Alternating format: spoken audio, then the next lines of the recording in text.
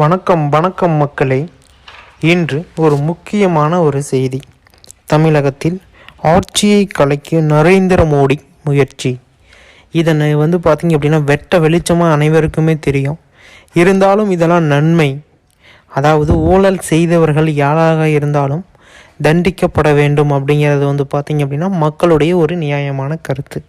இந்த கருத்துக்கு இடையூறு ஏற்படுத்தும் வகையில் யாருமே நடந்துக்கல.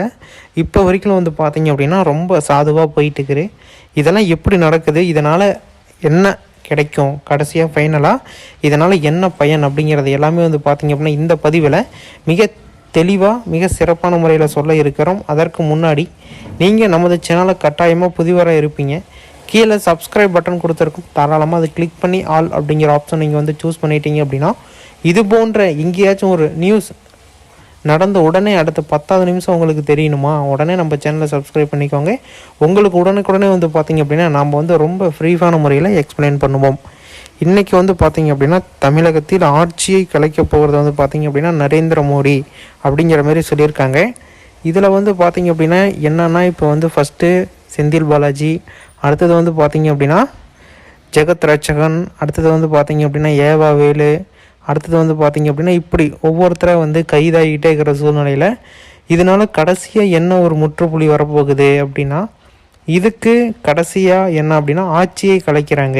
தமிழகத்தில் ஆட்சியை கலைக்கிறதுக்கு உண்டான வாய்ப்பு பார்த்திங்க அப்படின்னா இப்போ அதிகப்படியாக இருக்குது அப்படிங்கிற மாதிரி தான் தெரிய வருது.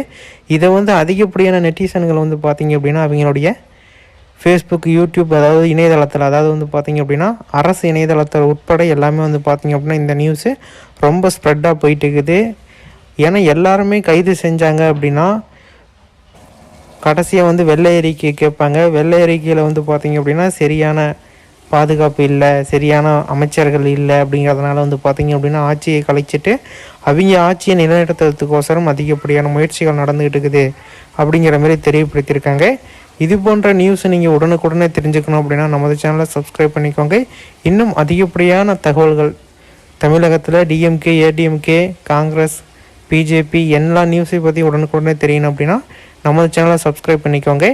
இன்னும் அதிகப்படியான பேர்த்துக்கு பார்த்திங்க அப்படின்னா ரைடு நடக்க இருக்குது அப்படிங்கிற மாதிரி சொல்லியிருக்காங்க. அதுவும் தமிழகத்திலேயே ஆட்சியை கலைக்கக்கூடிய ஒரே சக்தி யாருக்கிட்ட இருக்குது அப்படின்னா மோடிஜி அவர்கிட்ட மட்டும்தான் இருக்குது. இப்போ எங்கேருந்து ரைடு நடக்குது அப்படிங்கிறது எல்லாத்துக்குமே தெரிஞ்சிருக்கும். எல்லாமே மத்திய அரசாங்கத்துலேருந்து தான் பார்த்திங்க அப்படின்னா ரைட் கான்டாக்ட் பண்ணி ரைடு எல்லாமே நடந்துகிட்டு இருக்குது.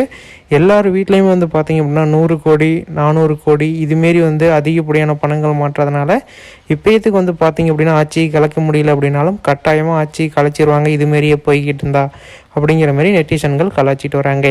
இது போன்ற நியூஸை நீங்கள் உடனுக்குடனே தெரிஞ்சுக்கணும் அப்படின்னா நமது சேனலை சப்ஸ்கிரைப் பண்ணி அந்த பெல் ஐக்கனை கிளிக் பண்ணிக்கோங்க. உங்களுடைய உறவினர்கள், நண்பர்களுக்கு உடனடியாக ஷேர் செய்யுங்கள்.